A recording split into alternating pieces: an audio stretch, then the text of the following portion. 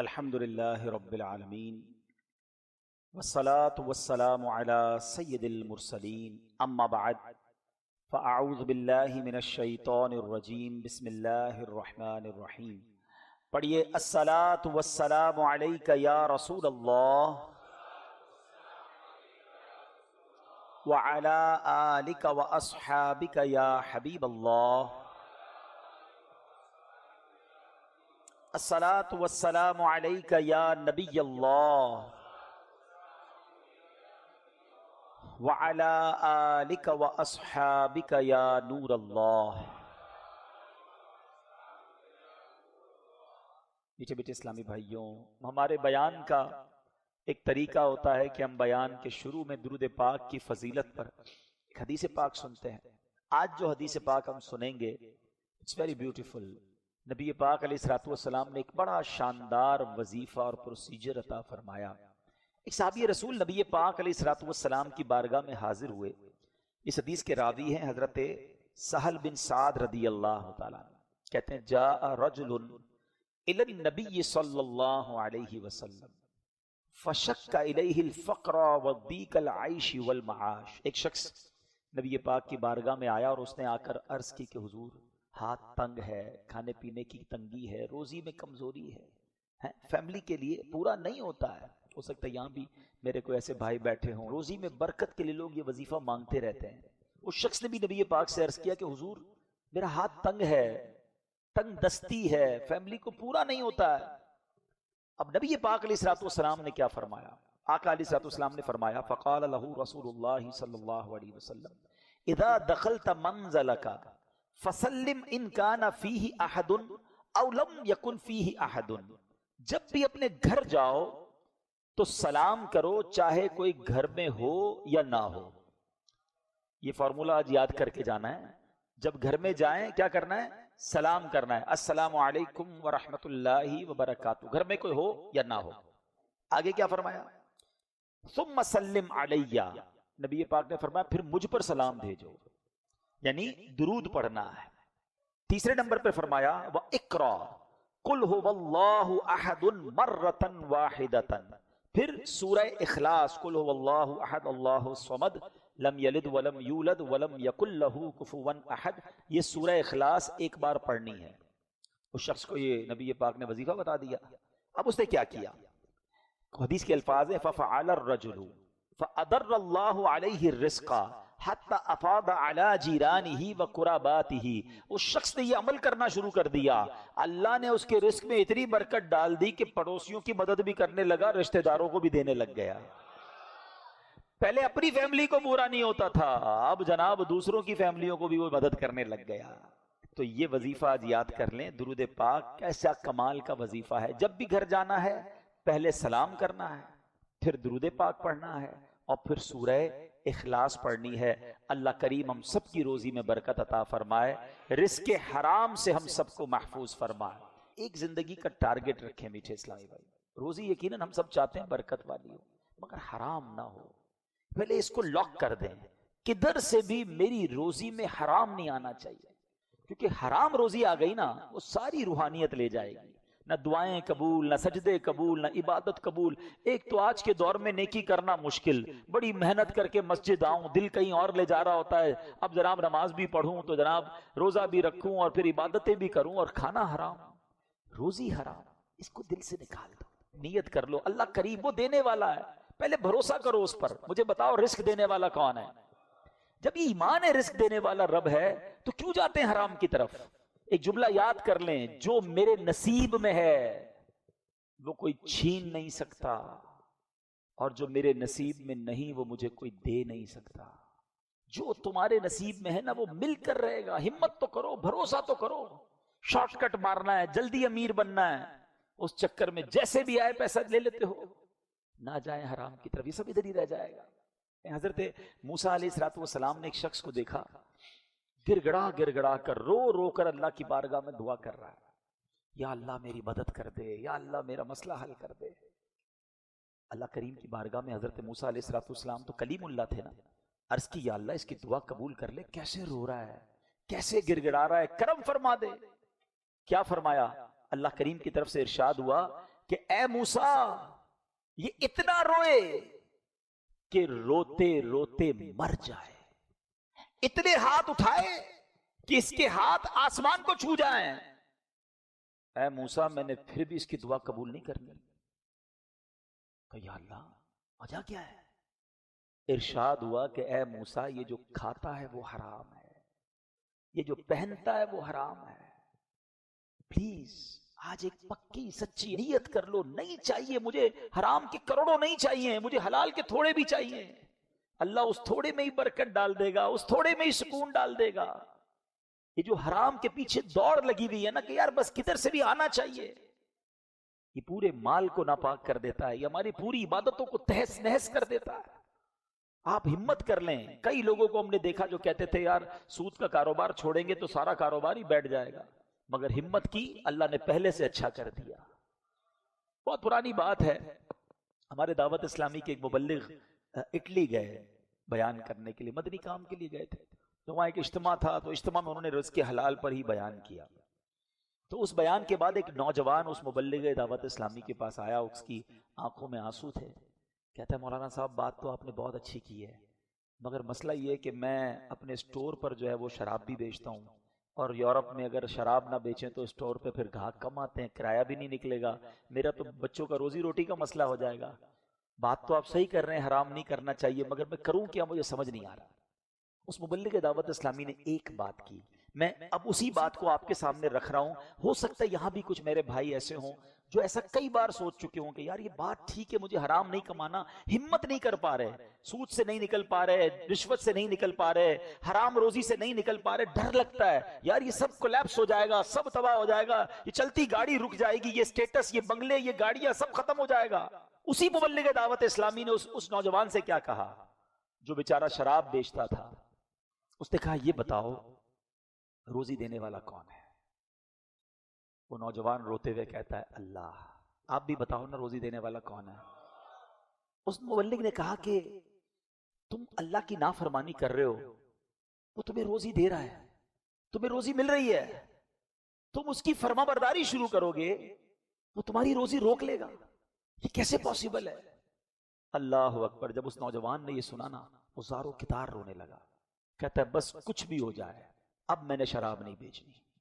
ایک 1.5 سال بعد وہ مبلغ دعوت اسلامی پھر گئے یورپ کے دورے پر، اٹلی میں، وہی نوجوان ملا، وہ مبلغ تو بھول بھی گئے تھے ان کو، اجتماع میں گئے، بیان ہوا، وہ ملا، کہتا ہے حضرت آپ کو یاد ہے آپ 1.5-2 سال پہلے آئے تھے، آپ نے بیان کیا تھا اور آپ نے کہا تھا کہ حرام چھوڑ دو، کب میں نے شراب بیچنا چھوڑ دی، اللہ پاک نے میری روزی میں اور برکت ڈال دی ہے، مجھے سمجھ نہیں آ رہا یہ کیا ہو رہا ہے، اللہ کریم ایسے نواز رہا ہے، میں پہلے سے زیادہ کما رہا ہوں، 100% حلال کما رہا ہوں۔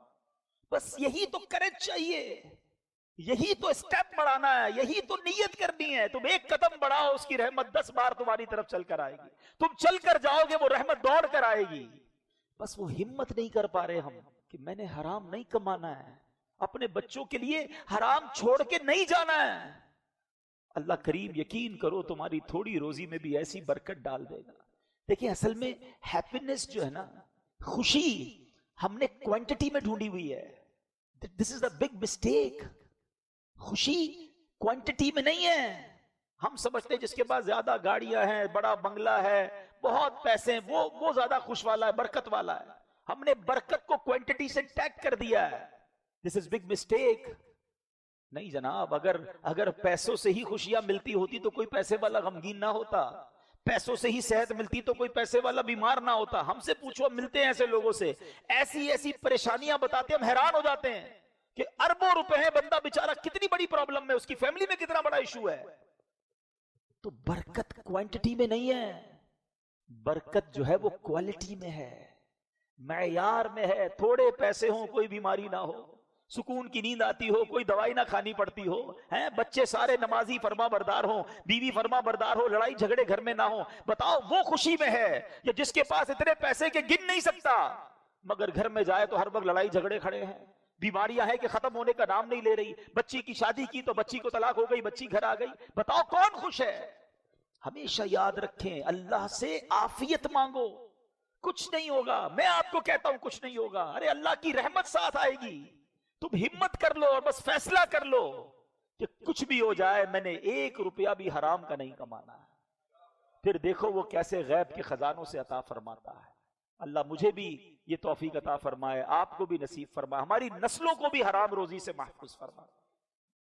اب آتے ہیں, آج میں نے جو موضوع سلیکٹ کیا ہے, جس موضوع پر میں نے چند باتیں کرنی ہیں, ایک بڑی کمال کی حدیث پاک ہے, اور نبی پاک علیہ الصلوۃ والسلام ایگزامپلز کے ذریعے جس طرح سمجھاتے ہیں بات کو, سبحان اللہ, احادیث میں ایسی ایسی مثالیں دی گئی ہیں, اور یہ بات سمجھنی ہوگی کہ اگر کوئی مبلغ یا کوئی واعظ یا کوئی عالم کوئی واقعہ سنا کر, کوئی ایگزامپل بتا کر کوئی بات سمجھاتا ہے, تو یہ تو احادیث کا انداز ہے.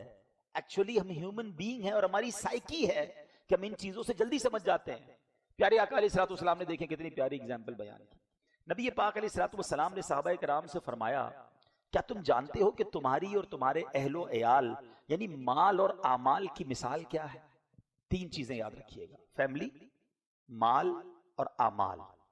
یہ 3 بڑی امپورٹنٹ چیزیں ہماری لائف میں, ٹھیک ہے. نبی پاک نے فرمایا کہ ان 3 چیزوں کے بارے میں جانتے ہو, اس کی مثال پتہ ہے تمہیں؟ تو لوگوں نے کہا حضور اللہ جانے, اللہ کا رسول جانے, واللہ اعلم ورسولہ اعلم. نبی پاک نے فرمایا کہ تمہارے فیملی, اہل و عیال, مال اور اعمال کی مثال ایسی ہے کہ ایک شخص ہو جس کے 3 بھائی ہوں.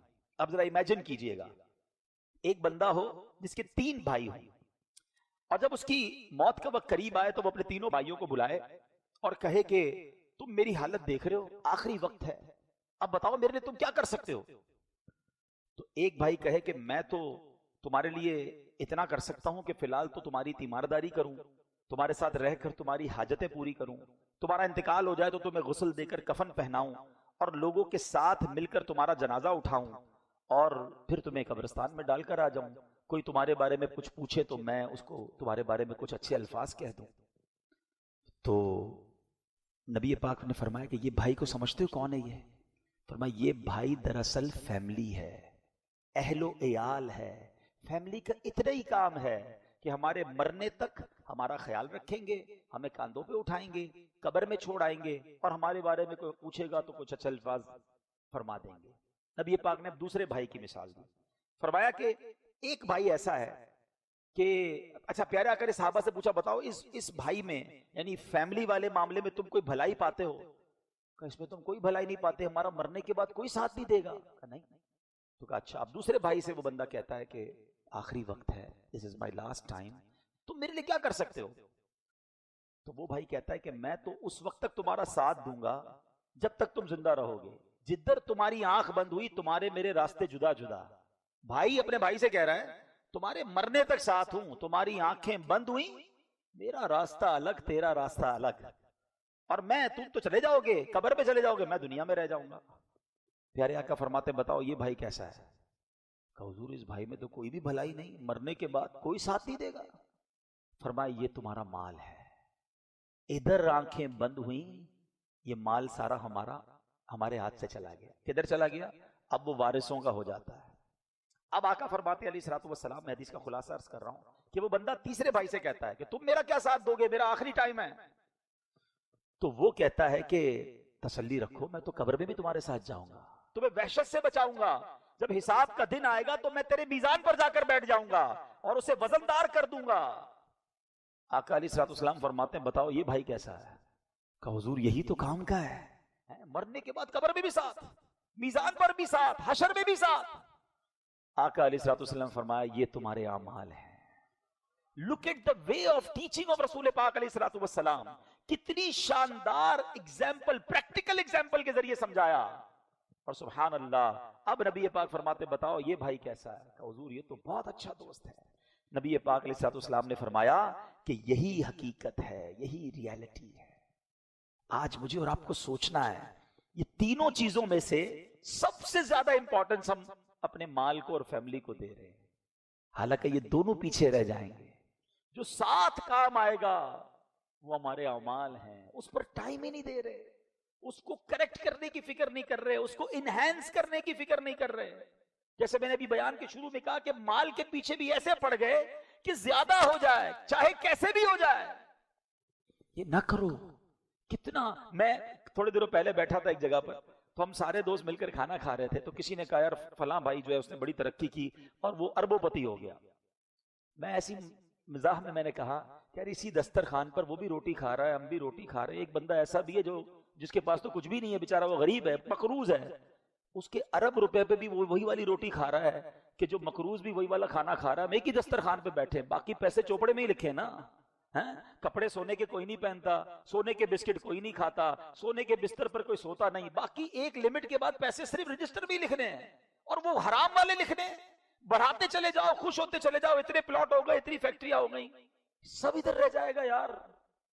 اور یہ سوچو نبی پاک علیہ الصلوۃ والسلام نے کیا شاندار مثال کے ذریعے سمجھایا کہ جو قبر میں ساتھ آئے گا اس کی فکر کیوں نہیں کرتے. ہمارے مرنے کے بعد فیملی پتہ کیا کہتی ہے؟ میت نے پیچھے کیا چھوڑا، اور فرشتے کہتے ہیں میت نے آگے کیا بھیجا ہے. سوچو آگے کیا بھیجا ہے، اس کا کب سوچیں گے، اس کی پلاننگ کب کریں گے. اور یہ لفظ جو میت ہے نا، اس کو بھی ذرا تھوڑا سا میں ایلوبریٹ کر دیتا ہوں اور سمجھا دیتا ہوں. آج دنیا میں ایک ریس لگی ہوئی ہے، ذرا نام مشہور ہو جائے، فیم ہو جائے.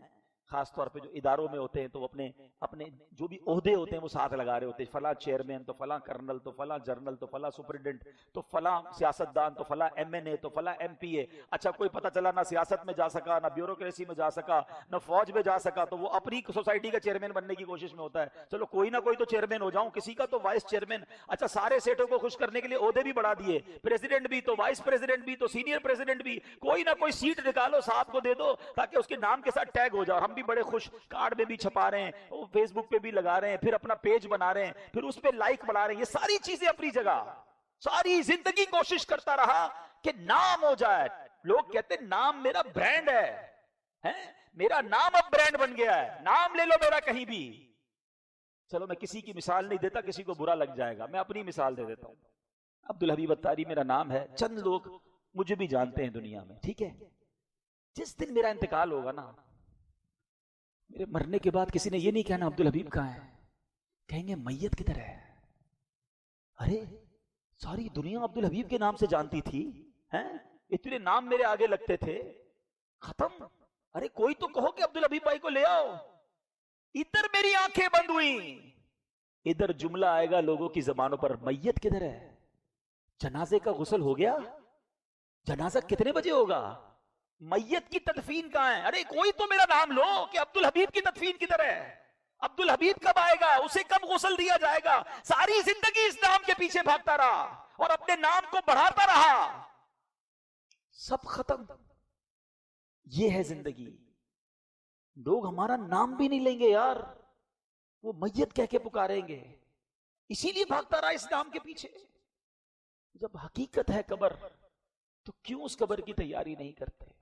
آج ایک اور بحث ہوتی ہے کہ خوش نصیب کون ہے، who is fortunate. بھائی وہ جس کے پاس پرائیویٹ جیٹ ہے، سنا ہے لوگ پرائیویٹ آئلینڈ خریدتے ہیں، بہت پیسے ہو جائے نا تو پھر خرچ بھی کرنے ہیں. کوئی پرائیویٹ جزیرہ ہونا چاہیے. جس کے پاس بہت جناب نوکر چاکر ہیں، جس کے پاس بڑا کر و فر ہے، اس کا آرڈر چلتا ہے، وہ خوش نصیب ہے. کچھ لوگ کہتے ہیں نہیں یار جس کی شہرت زیادہ ہے نا وہ خوش نصیب ہے. کچھ لوگ کہتے ہیں جو خوبصورت ہے نا وہ خوش نصیب ہے، دکھنے میں اچھا ہونا چاہیے. آؤ میں آپ کو قرآن کے ذریعے کچھ باتیں بتاتا ہوں. خوش قسمت کون ہے؟ مجھے ایک بات بتائیں کہ کچھ لوگ وہ ہوں گے جو کہتے ہیں نا یار جو بڑا خوبصورت دکھتا ہو، کتنی پتہ نہیں کریم ہے تو کتنے جناب وہ چیزیں لگا رہے ہوتے ہیں کسی طرح بھائی دنیا میں اسمارٹ لکھیں. میں ایک سوال کرنا چاہتا ہوں، تم دنیا میں خوبصورت ہو، آپ کو پتہ ہے قیامت کے دن کچھ چہرے چمکیں گے اور کچھ چہرے سیاہ پڑ جائیں گے. خدا کی قسم خوش نصیب وہ ہے جس کا چہرہ قیامت کے دن چمکے گا. ارے وہ چہرہ کس کام کا کہ جو قیامت کے دن سیاہ پڑ جائے. اور میں نہیں کہہ رہا، قرآن کہتا ہے، سنو اللہ کریم قرآن مجید میں ارشاد فرماتا ہے سورہ غاشیہ آیت نمبر 8 سے 10 تک کیا ارشاد ہوتا ہے، وجوہ یومئذ ناعمہ لسعیہا راضیہ فی جنت عالیہ. قرآن کہتا ہے کتنے ہی منہ اس دن چین میں ہیں، اپنی کوشش پر راضی، بلند باغ میں. اور آگے قرآن فرماتا ہے ایک اور جگہ، کتنے منہ اس دن روشن ہوں گے، ہنستے خوشیاں مناتے اس دن خوش ہوں گے. اللہ میرا اور آپ کا ایمان سلامت رکھے. ایمان چلا گیا تو چہرے سیاہ پڑ جائیں گے، اللہ ناراض ہو گیا تو منہ کالا ہو جائے گا. ارے بلکہ ایسا بھی ہوتا ہے کہ کچھ بدنصیب تو ایسے ہوتے ہیں کہ مرنے کے بعد چہرہ کالا ہو جاتا ہے. اللہ سے دعا کرتے مولا تو نے ہمارے عیب چھپائے ہیں، لوگ ہمیں نیک سمجھتے، مولا یہ عیب چھپائے رکھنا، کہیں مرنے کے بعد لوگ باتیں نہ کریں کہ دیکھو اتنی بڑی بڑی باتیں کرتا تھا، چہرہ کیسا ہو گیا. اللہ کرے کہ موت کے بعد بھی چہرہ چمکے اور قیامت کے دن بھی چمکتے چہروں میں ہم شامل. خوش نصیب وہ ہے، خدا کی قسم وہ ہے. نہ سب دل چھوٹا کیا کرو کہ میرا رنگ سانولا ہے، میں خوبصورت نہیں ہوں. ارے اس خوبصورتی کو کیا کرنا ہے؟ قیامت کے دن چمکتا چہرہ جس کا ہوگا. ٹارگٹ یہ رکھو کہ زندگی ایسی گزاروں کہ جب رب کی بارگاہ میں جاؤں تو میرا رب مجھ سے راضی، میں رب سے راضی. اللہ اس دن کی پریشانی سے بچائے. یہ زندگی کا ٹارگٹ ہونا چاہیے. لوگ کہتے ہیں خوش نصیب وہ ہے جس کے اکاؤنٹ میں پیسے زیادہ ہے، چیک بک پہ سائن کرتا ہے، ملینز اور بلینز کے چیک دیتا ہے، جتر آرڈر کر دے پیسے ارینج ہو جاتے ہیں. میں آپ سے پوچھتا ہوں تمہارے اکاؤنٹ میں اربوں روپے ہیں، آؤ میں قرآن سے بتاتا ہوں ایک اکاؤنٹ قیامت کے دن بھی ہاتھ میں دیا جائے گا، اور وہ ہوگا ساری زندگی کا اکاؤنٹ، وہ ہوگا نامہ اعمال. سنو اللہ قرآن میں کیا فرماتا ہے، سورہ انشقاق ہے، پڑھو قرآن، سب بتایا ہے قرآن نے. اللہ قرآن میں فرماتا ہے فَأَمَّا مَنْ أُوتِيَ كِتَابَهُ بِيَمِينِهِ، تو وہ جو اپنا نامہ اعمال دہنے ہاتھ میں دیا جائے گا، خوش نصیب ہوں گے جن کو ان کی بک آف ڈیڈ نامہ اعمال سیدھے ہاتھ میں دیا جائے گا. ان کو کیا ہوگا؟ قرآن کہتا ہے فَسَوْفَ يُحَاسَبُ حِسَابًا يَسِيرًا، اس سے انقریب آسان ایزی حساب لیا جائے گا. جس کو اپنا نامہ اعمال دائیں ہاتھ میں دیا گیا اس کا نامہ اعمال آسان طریقے سے کر لیا جائے گا. وَيَنْقَلِبُ إِلَىٰ أَهْلِهِ مَسْرُورًا، فرمایا اپنے گھر والوں کی طرف شاد شاد لوٹے گا، خوشی خوشی اپنے گھر والوں کے پاس آئے گا. میں کامیاب ہو گیا، سیدھے ہاتھ میں نامہ اعمال ملا، میرا حساب آسانی سے ہو گیا. اگر دوسری طرف فرمایا وَأَمَّا مَنْ أُوتِيَ كِتَابَهُ وَرَاءَ ظَهْرِهِ، فرمایا اور وہ جس کا نامہ اعمال اس کی پیٹھ کے پیچھے دیا جائے گا. علماء مفسرین کہتے ہیں پیٹھ توڑ کر اس کا بایاں ہاتھ نکالا جائے گا. فَسَوْفَ يَدْعُو ثُبُورًا، اور ان قریب وہ موت مانگے گا، وہ کہے گا میں مر جاؤں، ایسا اپنا نامہ اعمال کیسے پڑھوں گا اللہ کے سامنے. وَيَصْلَىٰ سَعِيرًا، اور بھڑکتی آگ میں جائے گا.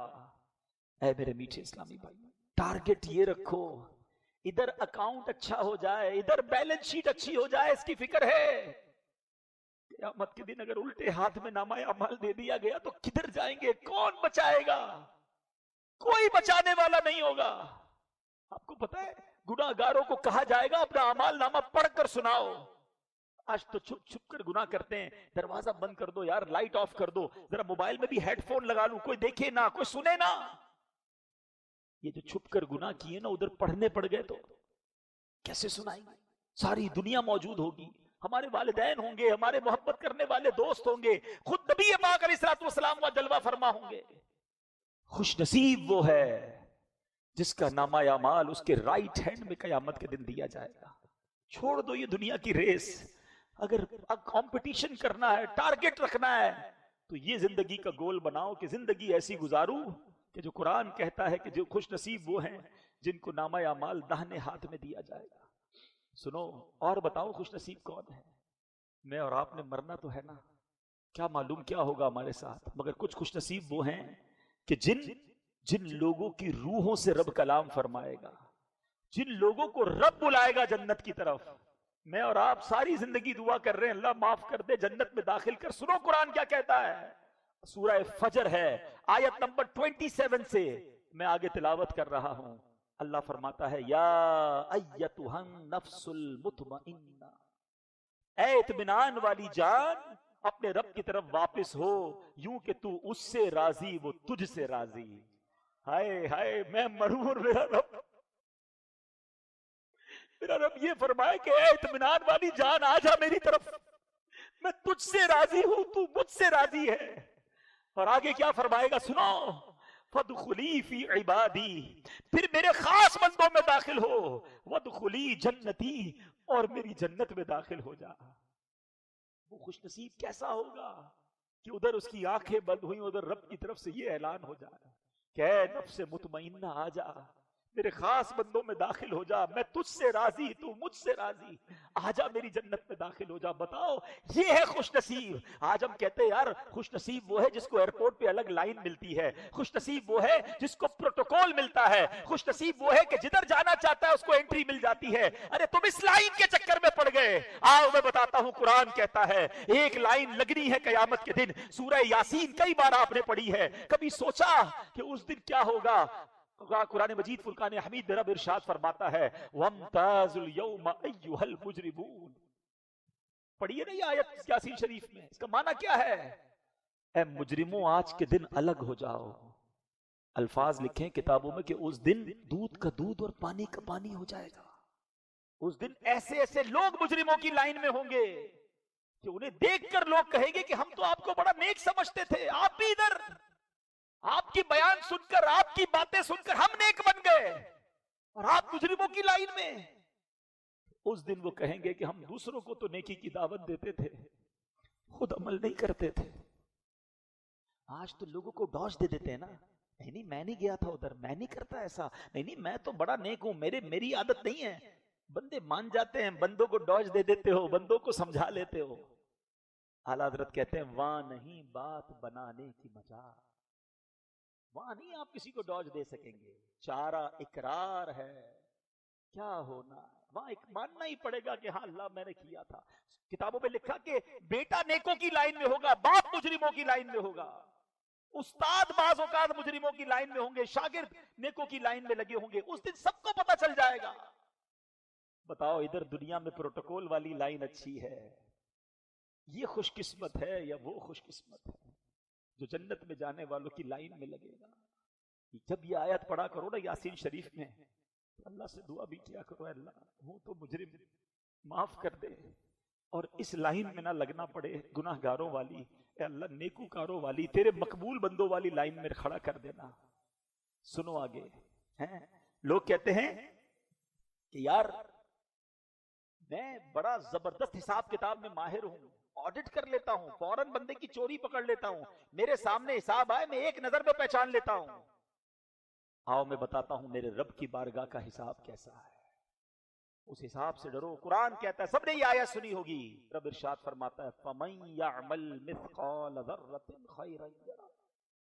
اللہ فرماتا ہے جو ایک ذرہ بھر بھلائی کرے اسے دیکھے گا۔ ایک ذرہ بھی کرو گے نا ضائع نہیں ہوگا، وہ دیکھے گا۔ مگر چھوٹے چھوٹے گناہ سمجھ کر گناہ کرنے والوں سنو، آگے قرآن فرماتا ہے وَمَن يَعْمَلْ مِثْقَالَ ذَرَّةٍ شَرًّا يَرَهُ، اور جو ایک ذرہ بھر برائی کرے گا وہ بھی اسے دیکھے گا۔ مجھے بتاؤ ہم کیسے بچ پائیں گے اگر یہ عادتیں خراب ہوئیں؟ اے میرے میٹھے اسلامی بھائی، خوش نصیب کہاں ہوں گے؟ خوش نصیبوں کی بات ہو رہی ہے۔ ایک اور قرآن کی آیت سنو، اللہ اکبر، اللہ میں نور قرآن نصیب فرمائے۔ سورہ انفطار میں رب فرماتا ہے ان الابرار لفی نعیم وان الفجار لفی جحیم۔ دو آیتیں ختم ہو گیا نا، اعلان کر دیا رب نے۔ اللہ فرماتا ہے بے شک نیکوکار ضرور چین میں ہیں، وان الفجار لفی جحیم، اور بے شک بدکار ضرور دوزخ میں ہیں۔ اب اپنے بارے میں غور کر لو، میں کدھر ہوں؟ میں فجار ہوں یا ابرار میں سے ہوں؟ میں نیکوں میں سے ہوں یا میں بدکار میں سے ہوں؟ پر اب آگے کدھر رہنا چاہتا ہوں؟ پلیز سوچو، کب پتہ نہیں زندگی کا چراغ گل ہو جاتا ہے۔ جب میں رمضان میں نیک بن سکتا ہوں، میں رمضان میں نمازیں پڑھ سکتا ہوں، میں رمضان میں توبہ کر سکتا ہوں، تو پھر آگے کیوں نہیں؟ کیا نہیں جانا جنت میں؟ کیا نہیں جانا ابرار لوگوں کے ساتھ اللہ کی رحمتیں لوٹنے جنت میں؟ کہیں گناہ گاروں کی لائن میں کھڑے رہنے کا پلان تو نہیں کر لیا؟ Please make decision for your life اور ہیئر آفٹر، اپنی زندگی اور اپنی آخرت کے لیے آج فیصلہ کر لو۔ اے میرے میٹھے اسلامی بھائیوں، آج ہم سب یہ نیت کریں کہ اب اللہ کی رحمت سے دور نہیں ہوں گے، اب عبادتوں سے دور نہیں ہوں گے، اب گناہوں کی طرف نہیں جائیں گے، اب حرام روزی کی طرف نہیں جائیں گے، اب حرام کھانے پینے، حرام محفلوں کی طرف نہیں جائیں گے۔ یار یہ آیت دھراتی نہیں ہے؟ ان الابرار لفی نعیم وَإِنَّ الْفُجَّارَ لَفِي جَحِيمٍ، وہ جہنم میں جائیں گے جو فجار ہیں. اور نیک لوگوں کے لیے رب نے کیسے کیسے انعام تیار کر رکھے ہیں. آج لوگ کہتے ہیں میرے ساتھ پرابلم نہیں ہے، پرابلم ہوگی تو بڑے واسطے ہے. ایک فون کرتا ہوں، فلاں منسٹر، فلاں ادارے والے آ جاتے ہیں، فلاں لوگ میری ہیلپ کرتے ہیں. قیامت کے دن کیا ہوگا سنو. اللہ قرآن میں فرماتا ہے یوم لا تملک نفس لنفس شیئا والامر یومئذ للہ. اللہ فرماتا ہے جس دن کوئی جان کسی جان کا کچھ اختیار نہ رکھے گی. nobody there to help you. کوئی کسی کی باپ بیٹے کی، بیٹا باپ کی، ماں بیٹے کی، بیٹی ماں کی. nobody there to help you. اور آگے فرمایا حکم کس کا چلے گا. لوگ کہتے ہیں میرا آرڈر چلتا ہے، میں جو کہہ دوں وہ ہو جاتا ہے. یہ ہے خوش نصیب جس کا آرڈر چلتا ہے. ارے چھوڑو اس کے آرڈر کو. اللہ قرآن میں کہتا ہے والامر یومئذ للہ، اور اس دن فقط حکم اللہ ہی کا ہوگا. جو رب چاہے گا وہ ہوگا. جس نے دنیا میں تکبر کیا ہوگا، جس نے دنیا میں اللہ کو ناراض کیا ہوگا، اللہ کے بندوں پر ظلم کیا ہوگا اور یہ کہا ہوگا کہ میرا آرڈر چلے گا، اس دن اسے پتا چلے گا کہ حکم کس کا چلے گا. میں نے آج آپ کو قرآن سے بتایا میرے میٹھے اسلامی بھائی کہ اس دن کی تیاری کرو. خوش نصیب وہ ہے جس کا چہرہ قیامت کے دن روشن ہوگا. خوش نصیب وہ ہے جس کو سیدھے ہاتھ میں نامہ اعمال دیا جائے گا. خوش نصیب وہ ہے کہ جب وہ مرے تو اللہ فرمائے اے مطمئن جان آ جا میری طرف.